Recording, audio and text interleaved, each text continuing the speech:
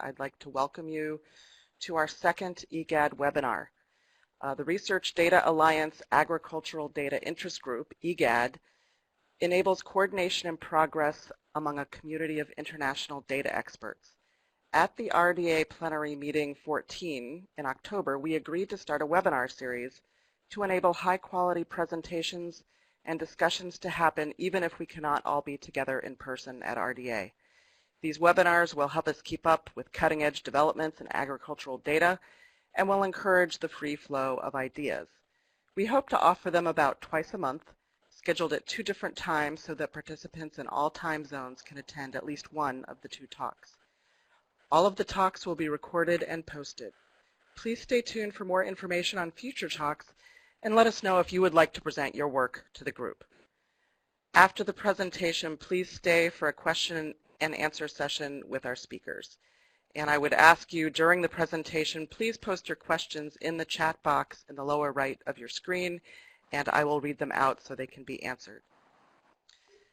Today's talk is entitled Mobilizing Capacity Development for Bridging the Digital Divide in Agriculture. Our speakers today are Fotini Zampati, who is a legal professional with the Association for Technology and Structures in Agriculture, KTBL. She holds an LLB in law and a master's in European Union and business law. She's been working as a data rights research specialist to support the GoDan initiative on ethical and legal aspects of open data. Dr. Suchith Anand is the chief scientist and advisor at GoDan, the Global Open Data for Agriculture and Nutrition. Dr. Anand co-founded an initiative called Geo for All with a vision to make geospatial education and digital economy opportunities accessible to all and to enable a better future for everyone. Please join us in welcoming Fotini and Suchith for their presentation.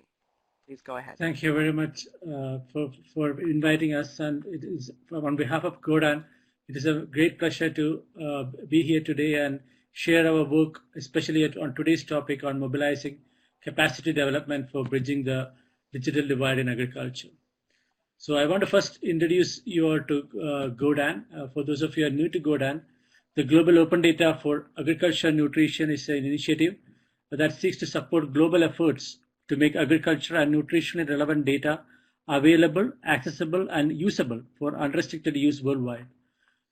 GoDan initiative focuses on building high-level policy and public and private institutional support for open data. And our focus is on zero hunger aim. And we believe open data will play a key role in helping us achieve this aim. And open innovation is very important to help us achieve this. So that's why we are very keen to build up the capacity, especially in developing countries, to make use of the open data to help achieve the aim of zero hunger for all.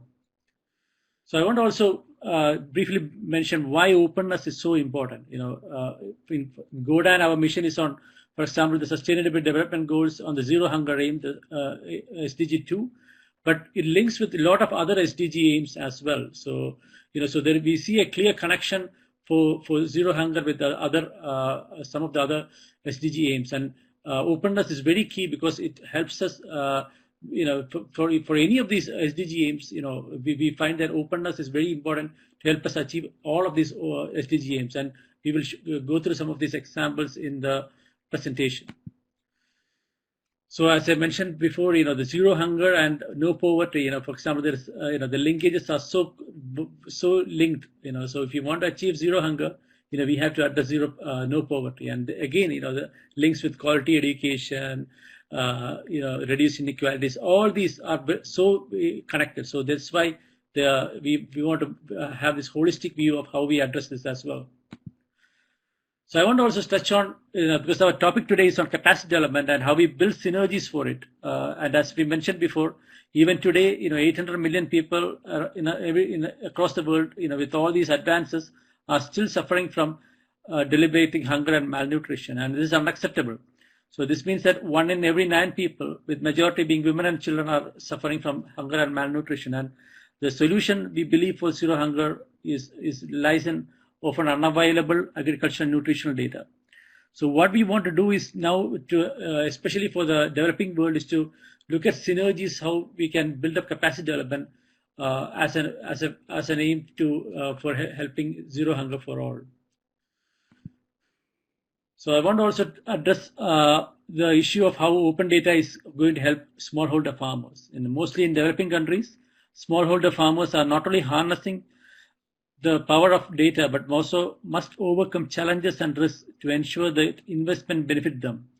And there are two main challenges that smallholder farmers, especially in the developing world, need to overcome. First, they need to gain access to the relevant data and services provided by others. And second is to make sure that any data that they share does not actually weaken their positions. So improving data access in agriculture is not only a technical issue, it is also a social, ethical, and legal one, having in mind the world of agriculture is quite diverse, composed of very different types of agriculture methods and farming realities. So what we hope to do today in our webinar is to go through some of these issues as well. So capacity development, but also highlight some of the issues of especially facing smallholder farmers. So we want to start with one of the key kind of stumbling blocks for especially in the developing world to help us achieve this, and that is the digital divide. And this is unfortunately a sad reality in most of the developing world, where even though internet is prevalent mostly in the developed world, in many parts of the developing world, even getting access to internet is not yet achieved. And there are issues of low bandwidth even in places where there is internet. There is low bandwidth and so many other issues. And my colleague Fotini, I'm handing over to Fotini now, who will be able to talk on this and share some of the experiences and thoughts on this aspect. So Fotini, I hand over to you.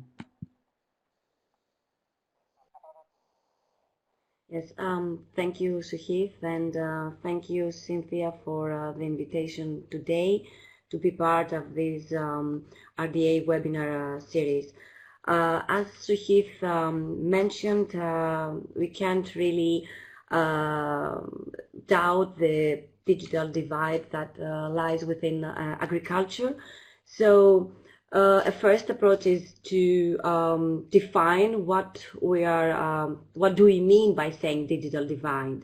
So digital divide is defined as the gap between individuals, households, businesses, and geographic areas at different socioeconomic levels with regard both to their opportunities to access information and communication technologies and to their use of the internet for a wide variety of activities. This is a definition by OECD, the Organization for Economic Cooperation and Development. And there are two aspects to the digital divide. The first gap considers mainly the division between those who have access to ICT, such as computers and the internet, and those, of course, who do not. This type of scope often refers to the urban-rural divide, and the latter having slower internet speeds, prices, and technological choice. The second gap refers to different types and levels of internet use, motivation, and skills, meaning looking at what uses and benefits people enjoy once they have access to the internet. This also includes looking at the type of content and services accessed online, for example, e-health, government, as well as whether these comply with international web accessibility standards to make their content accessible to all, including people with disabilities like older people. So the issues around the digital divide in agriculture that we need to take into account is literacy, first of all, that many people are still incapable of basic reading and writing. There is the gender issue, that women are 50% less likely to be online. There is also poverty. Millions of people still live below the international poverty line. And the lack of electricity is another barrier, especially in rural areas. Also, affordability. The high cost of broadband access in many countries is also an issue. The language, most online content is only in a handful of languages. The local content, lack of locally appealing apps hinders the usage. And of course, the network coverage, 3G networks reached in 2016 7% of population, but was only 19% in rural areas. So there are several dimensions to digital divide that need to be addressed. First of all, how to strengthen the capacity to access and reuse of data, especially in countries with very low literacy levels and limited access and knowledge of digital technologies. Another point is how to improve the skills and training necessary for farmers to make use of the digital technologies. Also, how to foster a culture of innovation, especially in the development of local content, and how to overcome gender and other biases, mostly in many developing countries. These are the most basic issues, and some of also the basic key challenges, of course, is lack of awareness. Farmers, for example, are not aware of their rights. They're not aware of the value of benefit sharing. There is lack of resources. There is lack of trust and transparency between the data sharing and exchange within agribusinesses and different stakeholders. There's the lack of institutional support and expertise. Also, there are legislation gaps with one of the most basic challenges, I would say, around data ownership, and to be more concrete, I would say, better access and control of data use.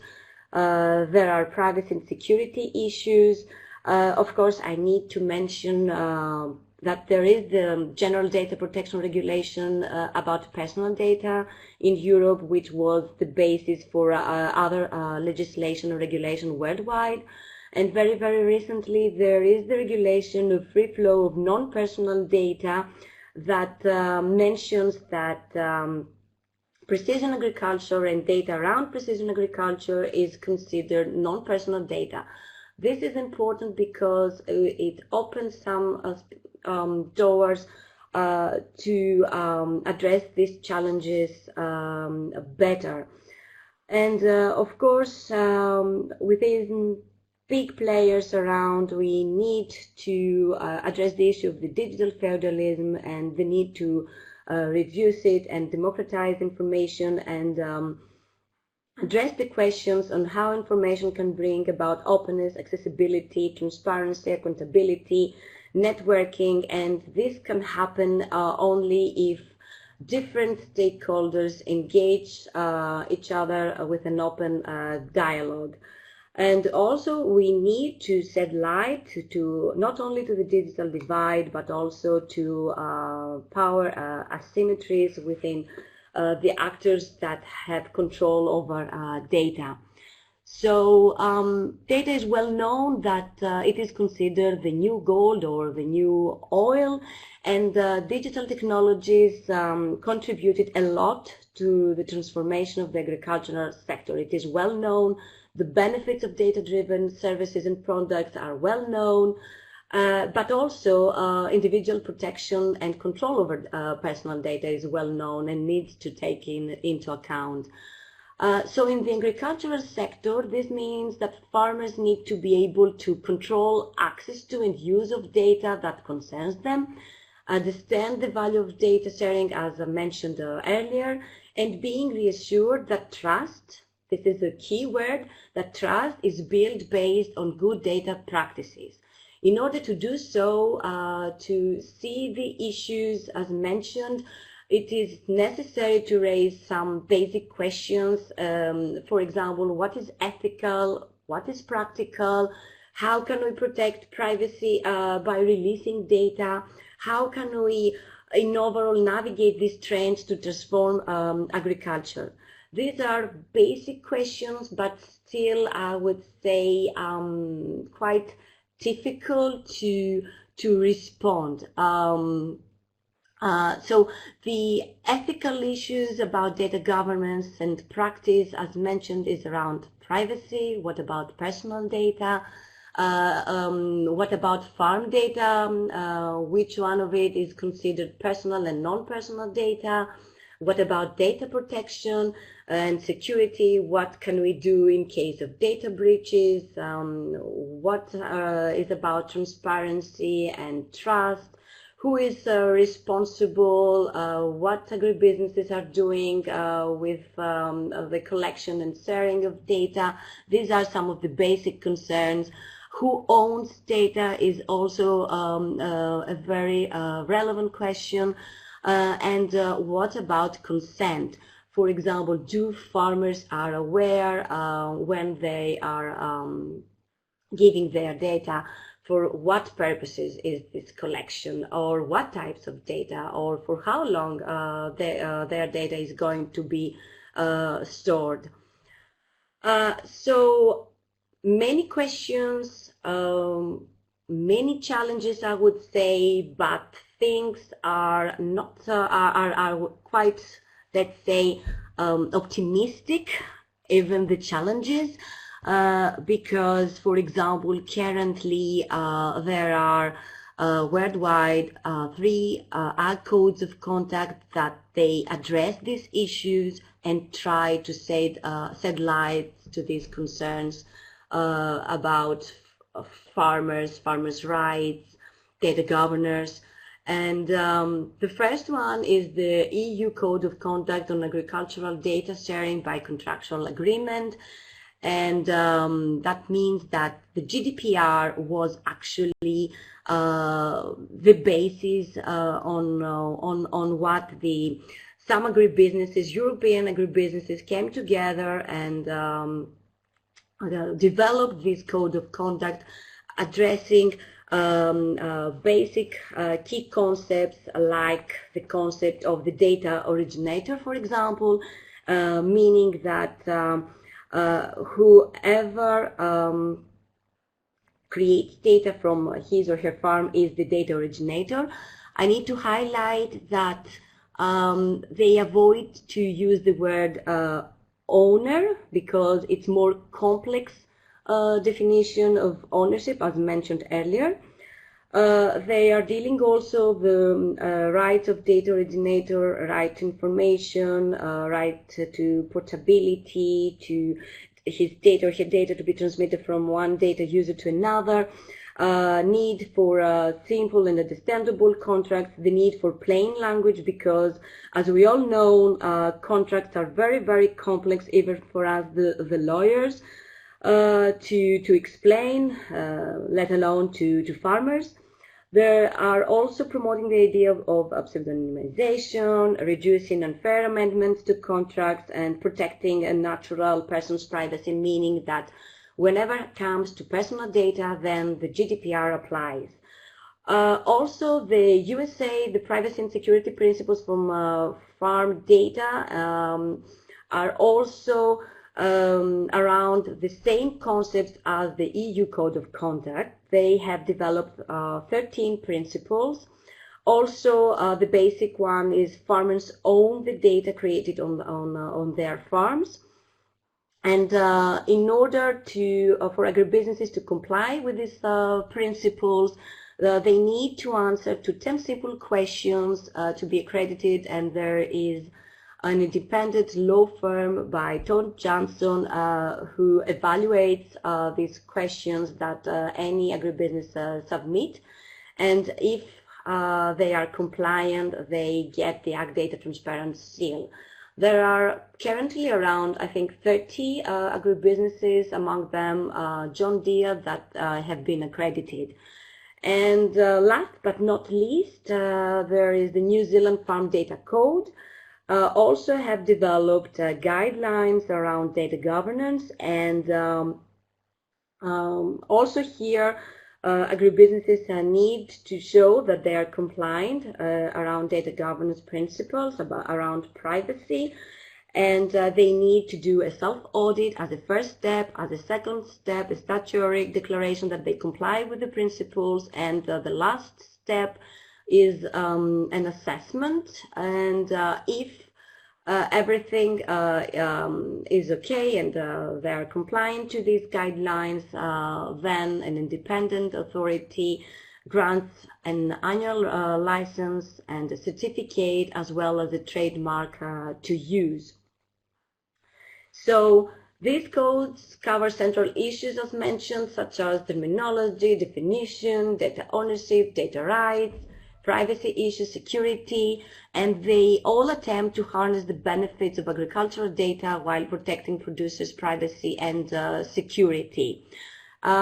We need to mention, though, that these codes of conduct, they are not legally binding, meaning that they rely on the goodwill between the two parties involved. But nevertheless, these codes are important because they build awareness around the importance of transparency and trust in agricultural data flows, and changing the mindset of how agribusinesses view data, and making data producers, primarily farmers, more aware of their rights. So in my mind, these codes of conduct are very, very important as a very good first approach.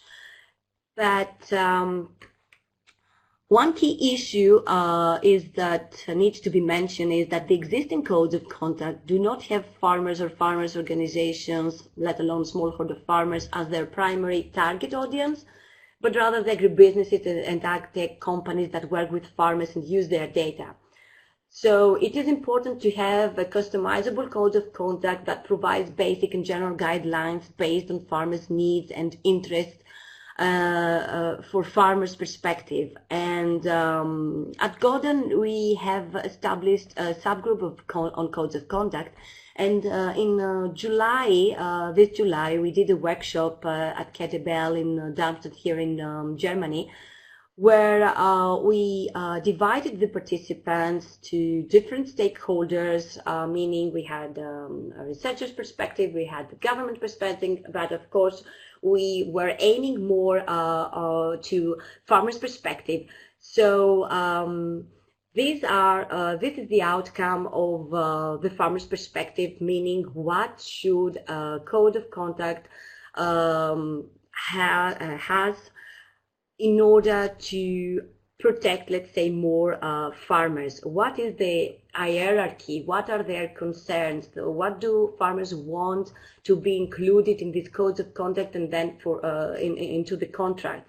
And you can see first is data ownership, then is terms and definitions, farmers' rights, farmers' advanced notification of data collection through a clear briefing, farmers' informed consent, clear and understandable contract, contract termination, disclosure, use and sell limitation, liability and protection of intellectual property rights, and last but not least, enforcement certification schemes and their effective implementation by, of course, an independent and participatory administrating entity.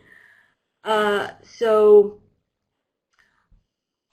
these are the issues, but these are some first approaches for having some tangible outcomes. And the question is, how can we all work together for capacity development in open data and agriculture? And Suhith will explain to you furthermore how this can be done and how we are doing this at Gordon. Suhith.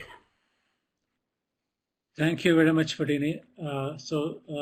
What I will now do is share with you some of the work we are doing in capacity development and how we have been working in capacity development and some of the lessons learned from our experiences.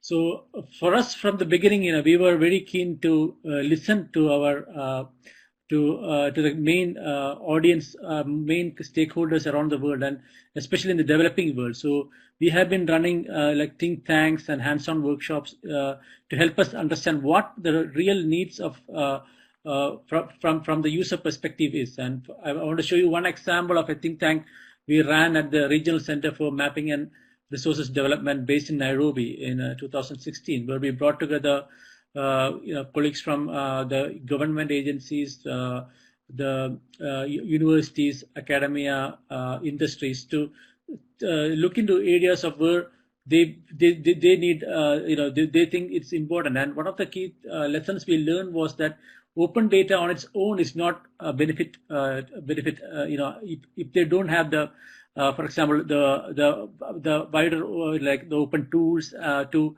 make use of the data, for example. So based on these lessons, we have changed our, for example, in Godan, we have a capacity development working group. We have now made available free and open tools to not only open data resources, but also free and open tools.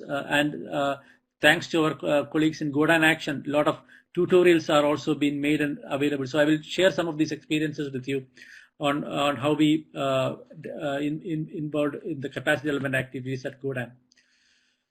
So one of the key things we learned was it's very important to not only have open data, but also open software, free and open software, open standards for interoperability, open access to research publications, and are all vital to help us achieve this. So in fact, the whole open science philosophy and open science principles, we find it very important, especially in the developing countries, if they are also to be able to make use of be part of the digital economy. That's what that helps them be part of it. And in fact, in the earlier presentation by Fotini, she mentioned about the issues on digital feudalization, and these are the issues that we, especially for the developing world and for the economically poor people, it is very important to make sure they also have the from digitally they are also empowered to be equal participants in the digital economy and in agriculture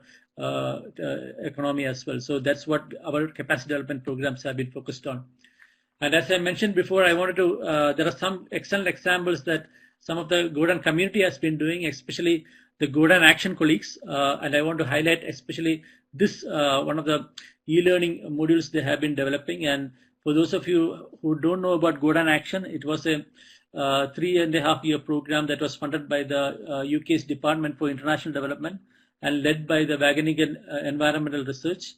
With a lot of partners, including FAO, the GFAR, the Global Forum of Agriculture Research, Aid Data, AgroNo, Land Portal, the Institute of Development Studies, Open Data Institute, and CTA, the Technical Center for Agriculture and Rural Cooperation. So all these colleagues from all these organizations worked to make these curriculum. They developed a open data management in agriculture and nutrition curriculum, and I will recommend those who are interested in the whole open data in agriculture and want to learn more, please go to these materials, training materials, which are all openly available. If you go to the Godan Capacity Development website, you'll be able to find the links to this curriculum and the materials. So it basically covers 5 units. One on open data principles, the second unit on how you can use open data, and the third on, for example, if you are a data producer, how can you make data open? So this covers, a lot of aspects of how to release open data and what are the things you need to know on that. And the unit 4 is specifically on exchanging open data principles and interoperability. And again, open standards and all those aspects come into this unit. And unit 5 is on intellectual property and copyright, and so licensing and all those aspects. So it is meant for a broad audience from researchers to practitioners who are all interested in open data and they want to learn more. This whole open Godan Action curriculum is a very good way for them to learn this. And Godan Action colleagues have also provided this as a MOOC program. They ran several MOOC instances of this program over the course of the project. And in fact, what I understand is all these around more than 4,500 participants from 148 countries have taken part in the MOOC program. So it's a huge success, and we are very grateful for Godan Action for making this excellent capacity development activities for Godan. And I want to show some of the resources. If you go to the Godan Capacity Development website, you'll find all these resources. But I wanted to highlight some of the resources. This is thanks to the Open Source Geospatial Foundation, because what we found was that, especially in agriculture, you have to use a lot of geospatial information, from weather data to land data. So geospatial tools are very important. Unfortunately, many of these tools are very expensive and proprietary. So many of the colleagues in developing countries, they don't have the financial resources to buy the software. So so the proprietary software. So it is very important for them to also have access to these software. So that is why the resources like OSGeo Live is very important, because these help provide all the free and open geospatial tools and open data as well for universities and government organizations in the developing world, also to in the agriculture departments to learn it. And this has been a very useful tool for us to help expand our capacity development activities globally, especially in the developing world. So if you are interested to learn more about this, if you search for OSGeo Live or go to our website, and you'll find the links to it. And there is a lot of tutorials as well for those of you who are new to geospatial science. You'll be able to download a lot of desktop applications from QGIS to for example, if you are using web mapping application. All these resources are freely available, and the tutorials are also there, so you can also make use of them. So we want to make sure, from the earlier, one of the key lessons that we learned from the think tank that we organized was, what's the point of having all this data if the users don't have access to the tools, or they have to pay huge amounts to get access. So we want to reduce that barrier. We want to lower the barriers for reduce the digital divide, and that's why we are wholly committed to providing these resources to the developing to colleagues in the developing world, so that they can also learn and make use of these resources. So our capacity building methods, we use a lot of different approaches for our capacity development. So we run face-to-face training workshops. We run hands-on workshops in different domains, and some of them are blended trainings as well. Some of the examples from Godan Action is a really good example of this. There are online courses that I mentioned before, and we also bring together people in different conferences. We run think tanks to help us understand the needs of the user communities, as I mentioned before, workshops as well, and webinars we found as a very excellent medium to reach out to a wider audience as well. So so we are very grateful for RDA to help give us this opportunity to share today some of the work we are doing. But within Godan, we have a Godan webinar series that has been run thanks to colleagues from the CTA, which has been running for the last 2 years. So I will show you some examples, and you can. It's all recorded, and those who want to learn more on the different aspects, you will be able to find the recordings and watch it later as well. And as Fotini mentioned, there is also the work going on developing codes of contact as well. So the webinar series of Godan, if you go to our website, you'll find this. So this is a great way for us to invite experts from different domains to share their work with the wider audience. So each month mostly we will have a webinar specifically focused on a specific topic, and this will be from different domains, from weather data to nutrition data to land data to specific examples of some of the Godan outputs. For example, one of the examples on the agriculture open data packages. So these webinars help in a very short time. In a 45 minutes presentation, covers what the overview of that particular topic. So I will recommend you to go to the Godan website, and if you're interested, look through the webinars, already available webinar series recordings, if you want to learn more on some of the excellent work done by colleagues around the world as well. As I mentioned before, the Godan Action curriculum is a very good way for those of you who are new to open data in agriculture to get to learn about this, and to also make use of open data as well. So these 5 units and the full curricula is available in our website, so you can go there. And there are also a lot of tutorials, a lot of sample materials, so you can learn at your own pace. So so if you wish to start learning it, these resources are available to you, and the links are also provided in our website as well. So I want to start sharing with you some of the potential solutions that we think help us in our capacity development efforts. So what we found was, agricultural science need open curricula focused on open data for expanding the societal impact of agriculture research. And in fact, we have been following the open science principles. So so that's why for Godan, it's not only open data. We are moving into open science in a big way to make sure the open data is being. So, for example, we want to know it's not only making open data available, but to make sure we have a purpose to make sure it eventually helps us achieve our aim of zero hunger. So we need to make sure the practitioners and the governments in the developing world have also the not only the open data but also the tools to make use of them. And we explore the best practices, platforms, and sustainability options as well to develop proposals for training programs for both blended and distance learning as part of our efforts for widening the societal impact of agriculture research.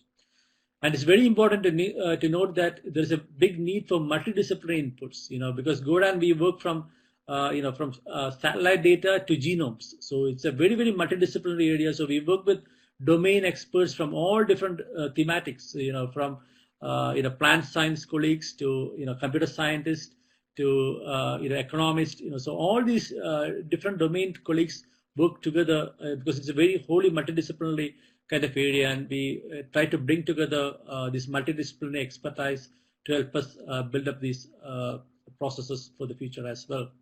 And it's very important to have also an engagement of different stakeholders and an open dialogue. So, that's why farmers organizations to governments to industry to universities, all. If you look at our Godan partners, we have over 1,000 partners, and it's all from different stakeholder communities. So many are governments, a lot of them are government organizations, but there are a lot of universities and academia, and industries and SMEs and startups, and so all of So what we want to make sure is there's an open dialogue and happening to help us get ideas from different perspectives as well. And the training programs and platforms that we use have to be focused on reducing digital divides, not creating like digital feudalism. So that's why we want to make sure, for our capacity developing programs, we use free and open tools as well, in addition to open data to help reduce that digital divide. So everybody can make use of it and learn and be part of the digital economy opportunities. And obviously, there's a need for ethical frameworks, codes of conduct, and as Fotini mentioned, there is a working group on that. So if you are interested, we would welcome you to join that and provide your ideas on this as well. So the potential solutions, as I mentioned before, it is important to have this partnership at different levels, from the local level to the regional level to the global level, for helping us expand impact for open data in agriculture. So, for example, one example, I can tell you from Africa. For example, from Africa, we work with universities and in the local level, but then in the regional level, we work with organizations like the Roof Forum, which is like a network of universities across Africa, around 105 universities across Africa who are working in agriculture. So that is kind of the regional kind of focus. So, and then at the global level, we have the global initiatives as well. So we want to make sure at all levels, we are engaged and we are able to contribute activities at that appropriate level as well. So that's why, irrespective of you are from the local level to regional level to global level, if you are working in agriculture open data, feel free to reach out to us and join Godan and be part of the wider community as well. And we welcome ideas to share success stories and examples. So, for example, if you are doing some interesting work in open data in agriculture, we will be very interested to hear from you and to learn about your work, because the whole idea for us is about peer learning. In fact, I will welcome all of you to join our capacity development working group. It's free and open to all. If you go to our website, and if you just put, there's a join button, and if you can put your details in, you'll be subscribed to a mailing list, and it is fully free and open. And the whole idea of this this working group is to for peer learning. So we learn from different colleagues' experiences. So if you are from different countries, you please share your experiences on how you have been using open data in your particular in agriculture, and how you what was the lessons learned, and what are the challenges you are facing, or what help you need. All these things you are able to share with your colleagues around the world. And again, capacity development and sharing peer knowledge is very important for help us get for the future as well. So that's some of the areas we hope some of the frameworks we build are also important. Again, so I want to mention that we are a global community, and we welcome ideas from everyone, from all aspects, to help and share ideas with everyone. So all of you are welcome to join the Godan and be part of our community. So how to get involved? This will help you find the links of how to get involved. So we put the links of the various working groups that you might be interested in: the capacity development working group, the data rights and responsible data working group, and the subgroups on code of conduct. So, feel free to join this list, and as well as email myself and Fotini, and we'll be happy to guide you, and we will be happy to respond to your queries as well. So, I want to again thank everyone for joining today's webinar, and it has been a great pleasure to share some of this work that we have been doing with the wider community. And I will now like to hand over for questions and answers. So please feel free to ask questions, and we'll be here to answer them. Thank you. Thank you so very much, Suchith and Fotini. I would like to open up the floor to questions, and I'll ask you to type your questions into the chat window, and we'll make sure that they get heard. There was a question from Larnaca that I think is directed at perhaps both speakers. Could blockchain technology be helpful to enable smallholder farmers to safely store and share their data? Do you have any comments? Thank you very much. That's a very interesting question. In fact, I am aware that, for example, our colleagues in CTA are working in this area. So in fact, there was a webinar specifically on this, and I am more than happy to connect you with the right people in CTA who will be able to guide you. And they are doing some work in Africa specifically. So, in blockchain and agriculture data. So I will be more than happy to share that links with you. And so please feel free to email me, and I'll be able to share that information. And they will be able to share with you the examples that they have been doing in CTA. Can you say again the name of the organization, and I'll put it in the chat?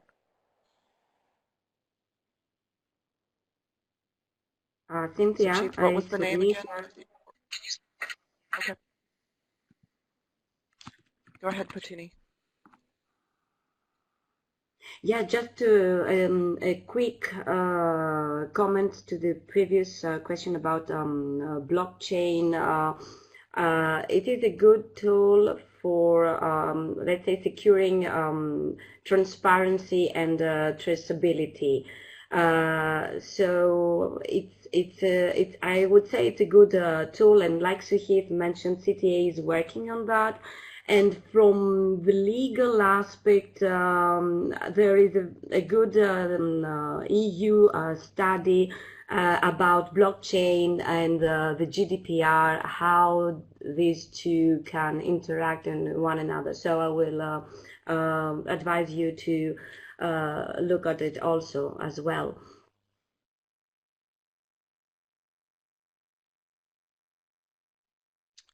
All right. Thanks very much. Looks like we have another question from Harris Papagiannikis. Although not fully within the concept of our focus, what kind of motives are there for companies and research institutes to develop open data strategies, and how does that affect their business model?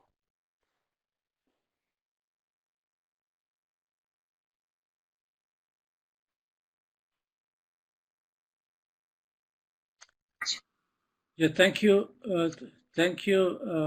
Harris, for this question. So I think this is a really interesting question. In fact, if you look at some of the Godan partners, many of them are from the industry as well, and many of them make use of open data, open data available, but also they release open data as well. So in a way, because for example, the best example is for example, if you have companies who are, for example, the traceability, then now there is a lot of legislation on trying to make sure the sources are traceable as well. So there is a lot of work being done in this area as well. And I am more than happy to look into some of the success. There are, if you go to Godan success stories, there are some examples of smallholder, small businesses as well as big businesses, making use of open data and making available open data in agriculture and nutrition. So, those success stories will be able to help you understand more. So Chief, if I could ask you, when you get a chance, could you put a link to those success stories in the chat? Because I was going to ask about that. Here at the National Ag Library, we're working on a tool that could be used. We're working on a tool that could be used to gather semi-structured stories about impact, and so we're looking for examples of stories just to make sure that we handle them well. We'd actually like to build a dashboard that helps to. Okay, great, thanks. And I just want to thank we've had a who question. sent that the blog in the.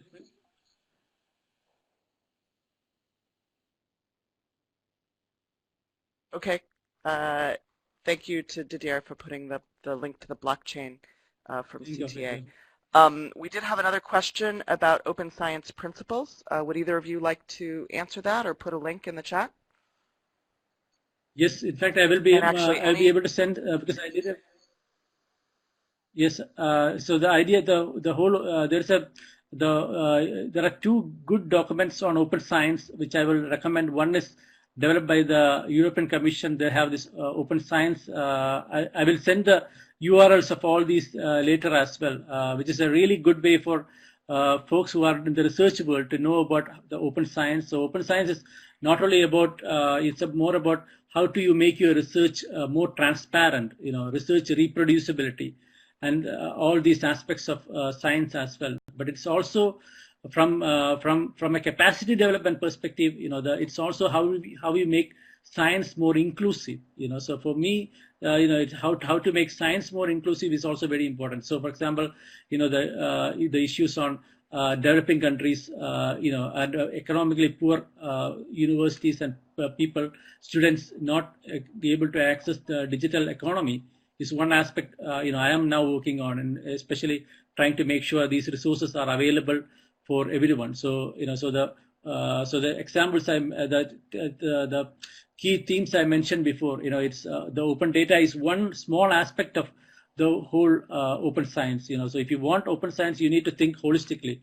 You need to have open data, but also open tools, free and open software, open standards to make sure the interoperability is maintained, and then open access to research publications, open educational resources. All these combined, has this big effect to help, make sure the knowledge is available for everyone. And I will be sharing some of the links by email as well.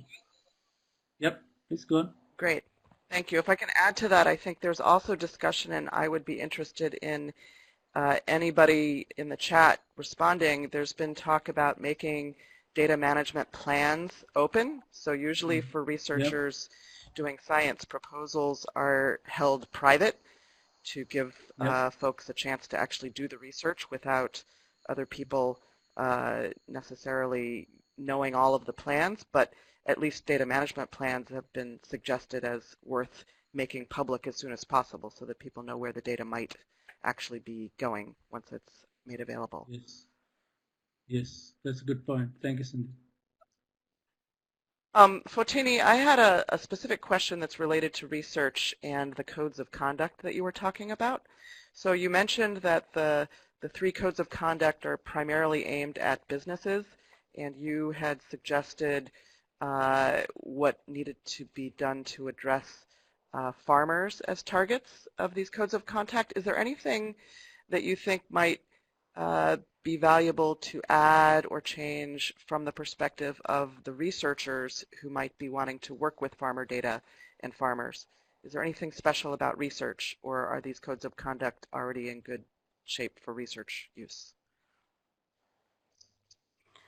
Well, I would say that there is always place for ameliorating things. The basic thing about researchers and about farmers' concerns is that most of the times farmers don't really get back the benefit of a researcher study or whatsoever. So it would be good if there would be a focal point to, how can I say, bridge this gap between the collection of data and then the distribution of data back to farmers.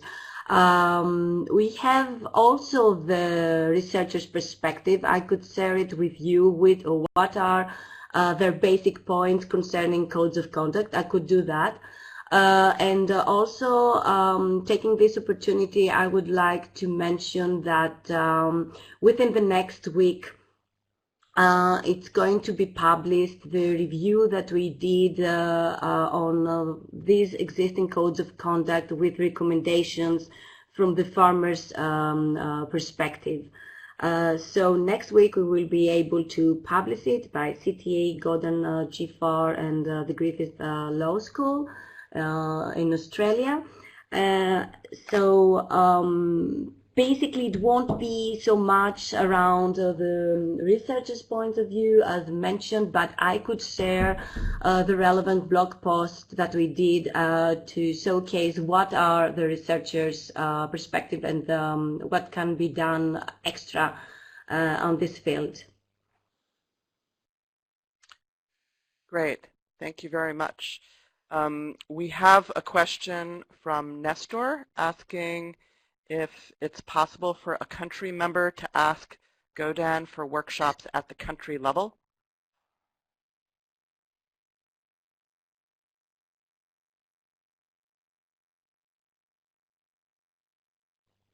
Do you mean to do a workshop there in their country? I think that's what they're asking. Is it correct? Yeah. Yeah. I think so, yes. And Suhif probably could verify this.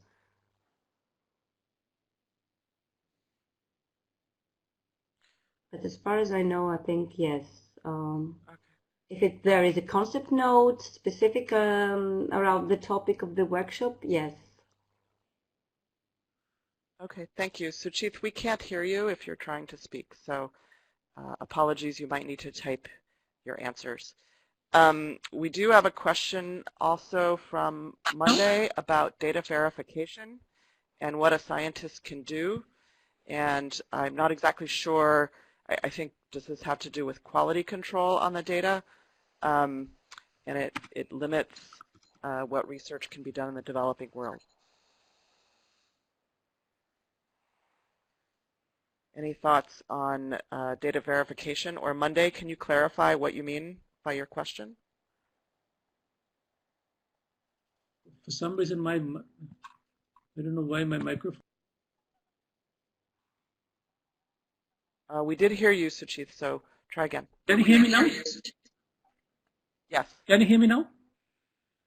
Oh, great. Yes. Oh, thank you. So yes, what was the question again? Because my audio was... So there's a question about data verification as a problem.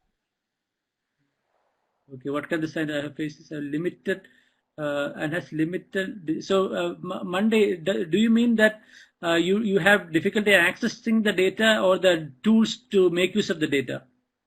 Can you clarify? So is it that you didn't have the data, or once you got the data, you didn't have the tools to verify it? And again, that's a really interesting question, because again, that comes to the whole idea of open science. If you have some tools which are closed source and you are not able to cross-check, cross-check the validity of that particular method they have used, then as a scientist, it's a problem. Science is always about transparency and to make sure you are able to reproduce results, and that's why I will definitely recommend you to go through the European Commission's open science policy. This is a really great way to help us all of us who are working in science understand the need for to make our results not only having the data, but the results of how you do the data, the processing methods are also transparent. So the source code has to be made available. So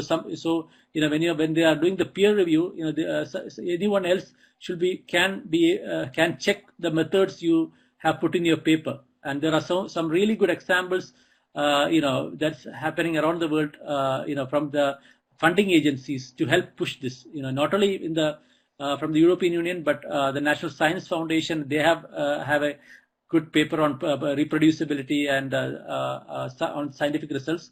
So I'm more than happy to share the resources, the links of the resources with anyone interested. And Monday, Adisha, I will, if you send an email to me, I will share those links to you and anyone who is interested.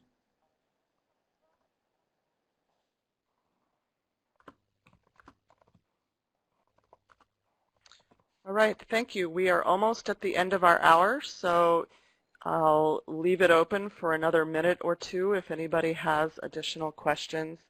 But in the meantime, I will give a big thank you to both of our speakers and also to Cristiano for handling the logistics of this webinar, and to Ima Subarat and others at the FAO who've been helping to facilitate this webinar series. So thank you everyone for attending. Thank you very much. And we'll leave the chat. Sure. We'll leave the chat open a little longer if people want to. And I want to thank. Yep, we are available. Thank you, Cynthia, and everyone for the invitation. Sure, my pleasure. And again, if any of you are interested in speaking in the webinar series, please reach out to us, and we'll see if we can get you on the schedule. Also, please keep your eyes open. We will be sending out a survey in the next few days regarding the next EGAD meeting, which we are hoping to schedule for next spring. And the survey will ask information about location preference and whether you would like to speak. So please watch your email if you're a member of EGAD. If you're not a member of EGAD, please go to the Research Data Alliance page and join up, and we will hope to see you at a meeting or another webinar sometimes. There's lots of links now going up in the chat. I really appreciate all the shared information.